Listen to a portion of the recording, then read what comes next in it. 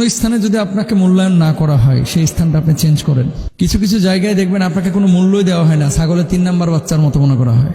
অথচ আপনার যোগ্যতা আছে, আপনার মেধা আছে, আপনার শক্তি আছে, আপনার সামর্থ্য আছে, আপনার ফিডব্যাক দেওয়ার মতো যথেষ্ট এক্সপেরিয়েন্স আছে, কিন্তু আপনার সাথে যে মানুষটা আপনাকে কদর করতে পারতেছে না, আপনাকে মূল্য দিতে পারতেছে না। আমি বলবো আপনি আমেরিকায় থাকেন, কানাডায় থাকেন, লন্ডনে থাকেন, আপনি স্থান চেঞ্জ করেন, ওই জায়গায় আপনি থাকেন না। মনে রাখবেন, ধনীর বাড়ির মূল্যহীন প্রধান অতিথির চাইতে গরিবের বাড়ির মূল্যবান বিশেষ অতিথি হওয়া অনেক ভালো। যে আপনাকে মূল্য দিতে জানে না তার সাথে থাকেন না, আপনাকে ছোট করে ফেলবে ভাই। আরো কেন?